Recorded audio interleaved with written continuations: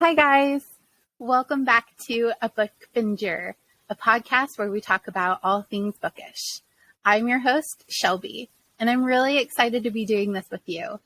I have been trying something new, and that's using Riverside to record my podcast vocally as well as share my face. It's something that's a little uncomfortable for me, and I'm trying it out, so we'll see how this goes. Bear with me. I'm really excited though, because then I get to show off some of my books and I get to kind of interact with you guys a little bit better. So this week I have a few of my really close friends giving some insight on some things that we'll be talking about. What I wanted to really focus on, and something that I've been pondering a lot lately, is the types of ways we read books. There are lots of different ways, and I'm ready to dive into them with you. So the first one I want to talk about is the obvious, a physical copy in your hand. And so with physical copies, I feel like it's the go-to for readers. You know, we've got the pages. You always hear people who are smelling books, and that's something that I am very guilty of. I love a good page, just the page smell.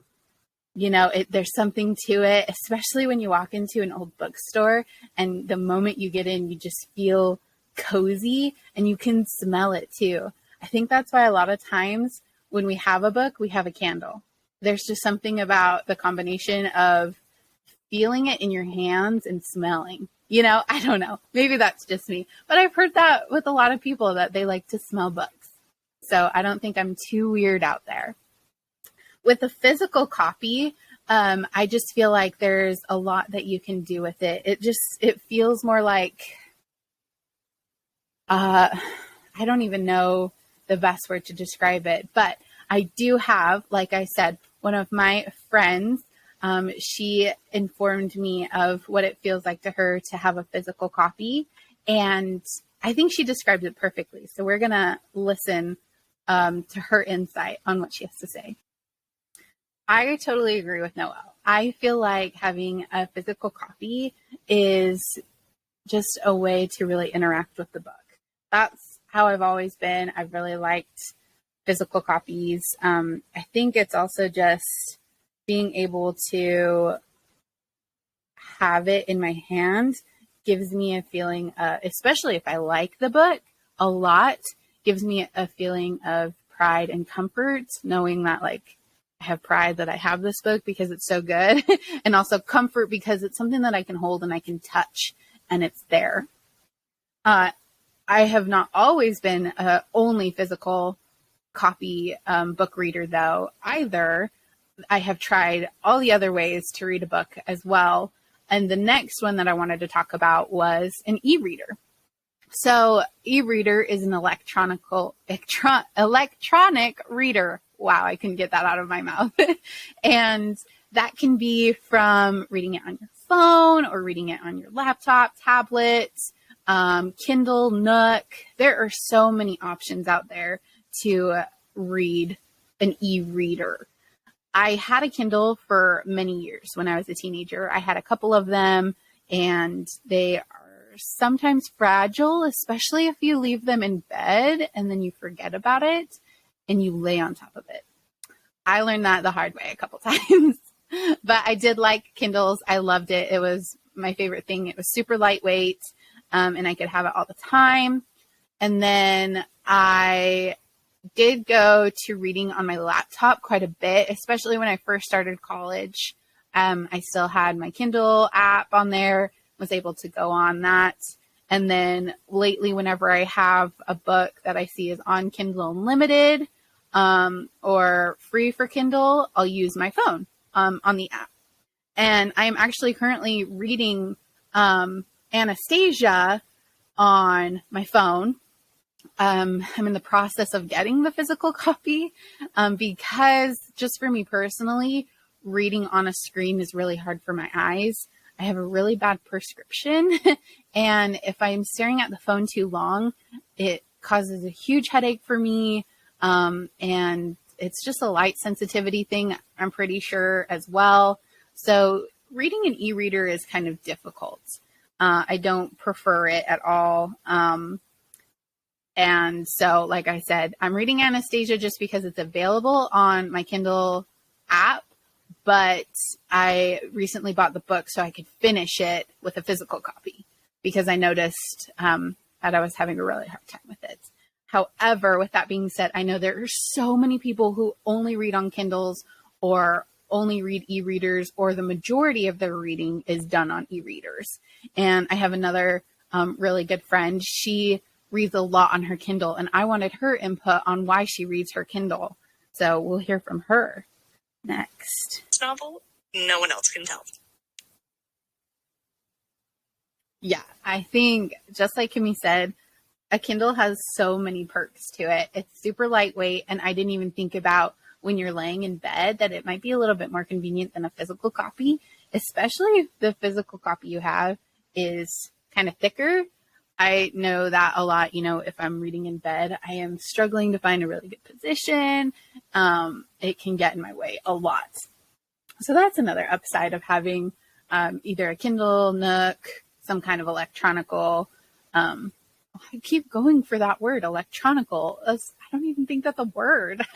Electronic reader to have. Now, another one that I see a lot of people doing is an audiobook. So I have a hard time with audiobooks too, just because I get lost in my thoughts. If I'm not reading it, and I'm only listening to it, like Noelle said, I'm not concentrating fully. So I really haven't had much experience with audiobooks other than like listening to my scriptures on my phone. And even that's a really hard thing for me to do as well. And I've grown up doing that, but with like an actual book, I've only had a few experiences like listening to it. Most of the time, it's usually when I'm trying to go to sleep. If I feel like my thoughts are racing, I'll turn on, something like I think the last one I had was like a children's book that I was listening to, and I was able to fall asleep super fast. However, I didn't have my physical copies of A Court of Thorns and Roses, and I wanted to reread it again, but I was going to have to get it through my library. That was going to take forever, and I was being super impatient. So I actually found that my library was doing audiobooks that I could request. And so I requested A Court of Thorns and Roses on audiobook, and I was listening to it. And I think something that benefited me, who isn't an avid audiobook listener, was that I had read this book before, and I was solely focused on it when I turned it on. So I wasn't, doing something else. Usually I was driving, but I was able to really intently focus on it. And it did bring out a lot of things that I had forgotten about the book. And it had also pronounced some names and places that in my head, I was not sure how to pronounce at all. And I was also kind of shocked at the way they pronounced it because, a fantasy book, I'm thinking, like, for example, one of the characters, his name is Rysand, and I was pronouncing it Rysand, or I can't even remember the other way I pronounced it. But throughout the entire series, I was like, that's Rysand, that's Rysand. And then in the audiobook, they said, no, it's Rysand. And I was like, oh, that kind of makes more sense.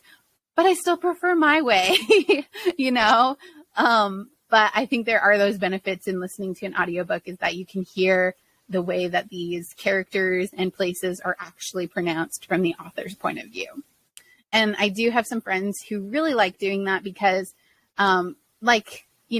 other opportunities come and go. And there's so many things in our life that we're so busy, but they want to listen to a book. And so if you're driving in the car, or if you're doing laundry or cooking dinner, a lot of people can multitask and have that book that they've really wanted to read being read to them. And there's nothing wrong with that at all. If that's who you are, that's awesome. And you have a lot more concentration than I do.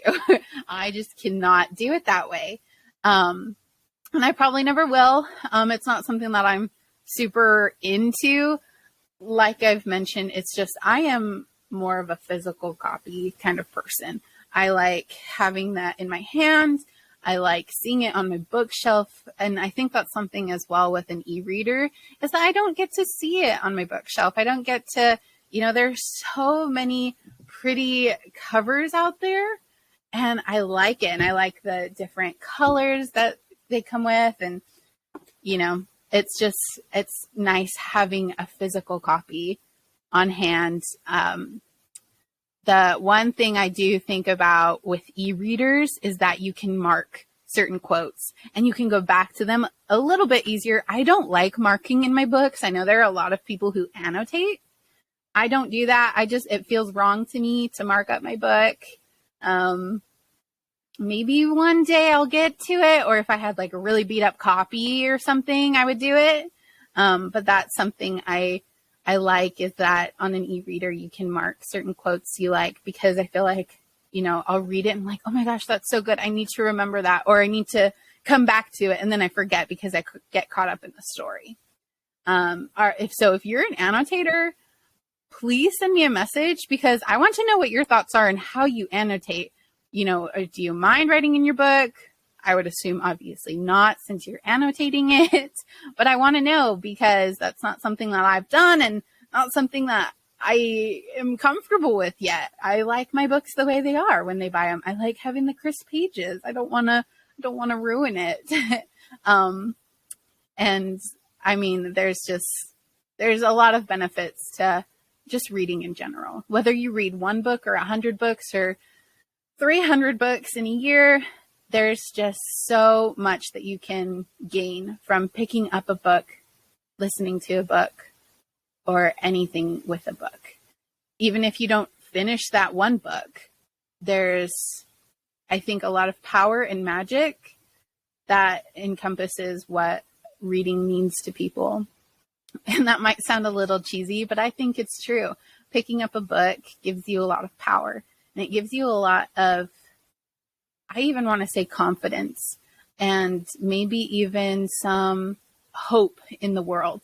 It can give you different perspectives. It can give you some added comfort, or it can totally and utterly change the way you think about things, and it can give you an escape.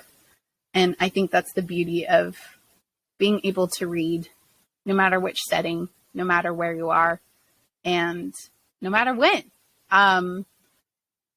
I am definitely a kind of reader that reads at night. I think I like it because it feels more dark and cozy, and it's quiet, and there's not a lot of interruptions. And it's another thing that I love about being an avid book reader, and something that just gives you, I would say, an added characteristic in your life. I'm not even sure.